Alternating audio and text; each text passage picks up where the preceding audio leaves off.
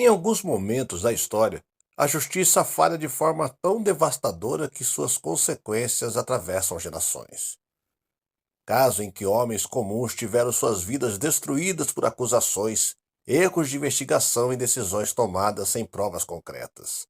Histórias que chocam, não apenas pelo crime em si, mas principalmente pelo que aconteceu depois. No vídeo de hoje, vamos conhecer um dos maiores erros judiciais da história do Brasil. Um caso marcado por tortura, falsas confissões, sofrimento e uma busca por justiça que levou décadas para ser reconhecida. Os acontecimentos envolveram uma pequena cidade do interior de Minas Gerais e mudaram para sempre a vida de duas pessoas que jamais imaginaram se tornar protagonistas de uma tragédia. Até hoje, o caso dos irmãos Naves é lembrado como um alerta sobre os perigos de condenar alguém sem provas e sobre o preço que inocentes podem pagar quando a verdade é ignorada. Agora prepare-se para conhecer todos os detalhes dessa história impressionante. Eu sou o Sidney Góes e você está na Hora do Medo. Se inscreva no canal, deixe seu like e vem comigo, que no caminho eu te explico.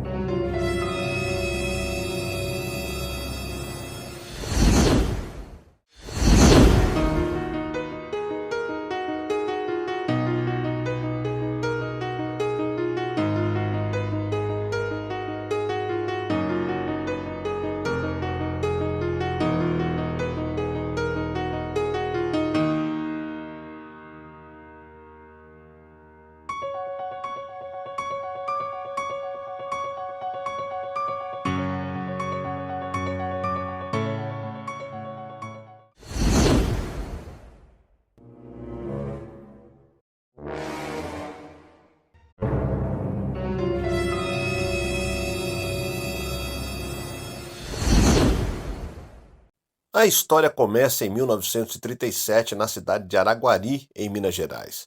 Benedito Pereira Caetano era um agricultor e comerciante conhecido na região. Em novembro daquele ano, ele desapareceu misteriosamente, levando consigo uma grande quantia em dinheiro, obtida com a venda de uma safra de arroz. Sem deixar qualquer explicação, Benedito simplesmente sumiu. Rapidamente, os rumores começaram a tomar conta da cidade.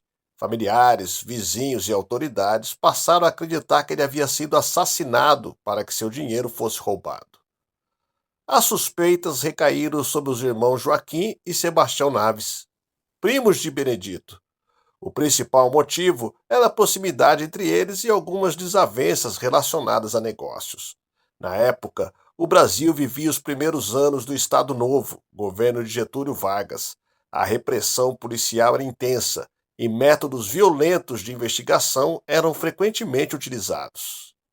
Sem qualquer prova concreta, os irmãos foram presos. A investigação ficou sob a responsabilidade do tenente Francisco Vieira dos Santos, conhecido pela extrema violência durante os interrogatórios. Durante dias, Joaquim e Sebastião sofreram espancamentos, choques, privação de sono, ameaças de morte e diversas formas de tortura física e psicológica. Os abusos também atingiram membros da família. Esposas, mães e outros parentes foram presos e agredidos para aumentar a pressão sobre os irmãos. Depois de muito sofrimento, incapazes de suportar as agressões, ambos acabaram assinando confissões dizendo que haviam matado Benedito. Mas essas confissões continham inúmeras contradições. Os supostos locais onde o corpo teria sido enterrado foram escavados diversas vezes sem que qualquer vestígio fosse encontrado. Mesmo sem corpo, sem arma do crime e sem qualquer prova material, o processo continuou. Durante o julgamento, os irmãos afirmaram que confessaram apenas para fazer a tortura parar.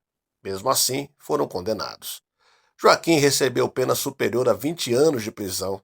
Sebastião também foi condenado e passou anos encarcerado.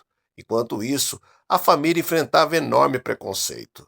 Além da perda da liberdade, viera a pobreza, a vergonha pública e o sofrimento psicológico. O caso parecia encerrado. Mas tudo mudou em 1952.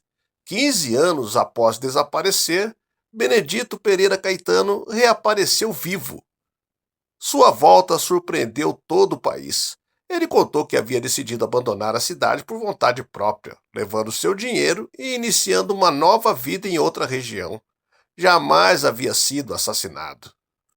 A notícia causou enorme repercussão nacional.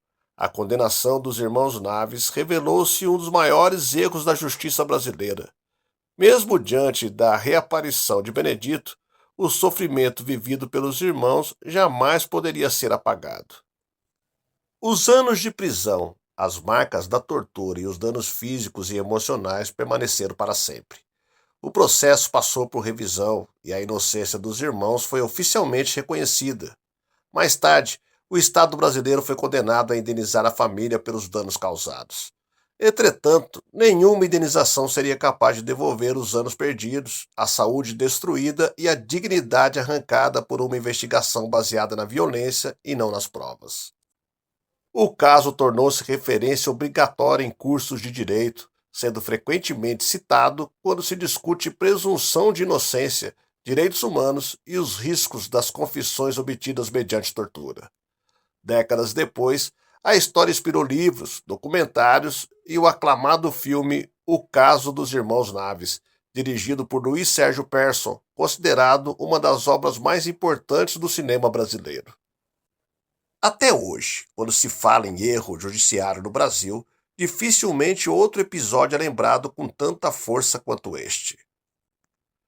A história dos irmãos Joaquim e Sebastião Naves permanece como um lembrete de que a busca pela verdade jamais pode ser substituída pela pressa em encontrar culpados. Porque quando a justiça erra, não é apenas uma sentença que é injusta, são vidas inteiras que podem ser destruídas. E talvez essa seja a maior lição deixada por um dos casos mais marcantes da história do Brasil. Obrigado por acompanhar este vídeo até o final. Se você gosta de conteúdos que exploram grandes investigações criminais, casos reais e histórias que marcaram o Brasil e o mundo, deixe seu comentário contando qual caso você gostaria de ver no próximo vídeo. Até a próxima!